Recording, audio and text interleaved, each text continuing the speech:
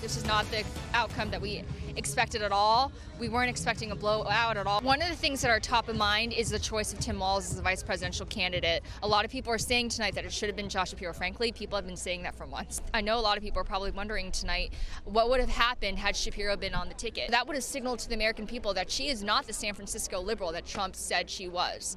So the post-game analysis on the Harris campaign, it's already begun, but there is more to come, and I'm going to be there for all of it. Democrats are looking for someone to pin the blame on. Mary Katharine Ham and Charlie Hurt are here. You heard it there, Mary Katharine Ham. She's saying, well, maybe Tim Walz was the problem. I think he would have been happy to stay in Minneapolis. I don't think he was the problem. I think the problem was much larger than that, and I don't think that a different pick would have solved it, because this was a wholesale misread of the electorate, I think, if you look at these numbers and how everyone moved. And some of the talk I was hearing last night from Democrats is like, he needs to deliver a unifying message when he comes out on stage, right? This is what they always say. Well, he unified the most diverse coalition that Republicans have ever had, a growing coalition, in support of him and against many of the crazy things that Democrats had been doing, and ineffective things that they had been doing that had been hurting people, and they were not talking to people about those issues. Kamala Harris basically refused to talk for the first month of her very truncated campaign, and I just don't think you win votes that way. She's right about this when it comes to immigration, when it comes to inflation, when it comes to living in big cities and looking around and thinking that just a couple years ago, it wasn't like this, and now it is.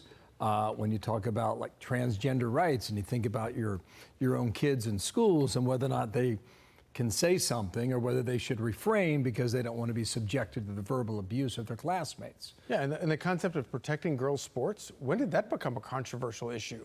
And suddenly it is, and Republicans are on the right side of it, which is kind of amazing. This was not some like right-wing conservative wave that across the country. This was like a common sense, something big. It was like a tidal, a rising of all boats that went across the entire country, both in conservative places, but more importantly, in blue states, where you have, like in Virginia, where all but 11 states, Donald Trump outperformed his performance 4 years ago.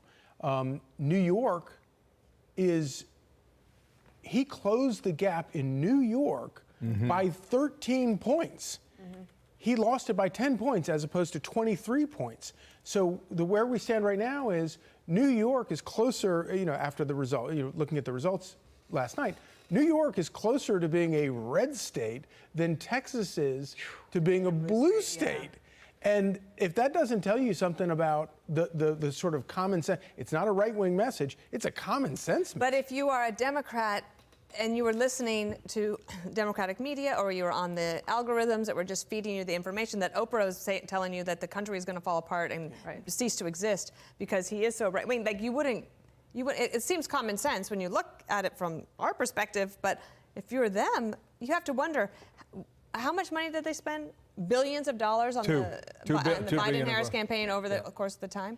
And they got it so wrong. And they have no one to blame, really, I think, than themselves. Well, I think they've been used to telling themselves stories and then bullying other people to believe those stories. And I think the bullying part is what a lot of people were reacting to. I think some of this may be a little bit of COVID backlash that is delayed, that we thought maybe the Youngkin campaign in Virginia was all we would see from that. But I think there's a reaction to being treated as sort of like pathogens for a while and told to stay in your house and all these things. And it all just sort of built up, and people could see that they were kind of full of it. And I do think a lot of Democrats need to examine where they get their information. Yes. And then maybe they could get on the same press release list I'm on, where you get the, you understand that the conspiracy theory is truth way earlier than they do.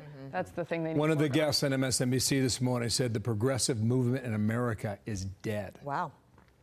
I mean, look, 2016, Donald Trump won that not by being a nice guy. He won it on the issues. 2024, he won that race on the issues again. And when you go down the list of progressive issues, none of them are winners. And by the way, not only that, but she campaigned on a weirdly America First campaign. She said, we're not going to take your guns away from you. We're not going to tell you what kind of car you're going to drive. I'm not against fracking. I'm going to seal the border. I'm for fracking. She ran on all of these things. The problem was nobody believed her. Everybody thought she was full of BS and that she wasn't going to really do that. Thank you, Charlie. Thank you, MK. Thank you. Good to be with you guys for the ride. I'm Steve Ducey. I'm Brian Kilmeade. And I'm Ainsley Earhart. And click here to subscribe to the Fox News YouTube page to catch our hottest interviews and most compelling analysis.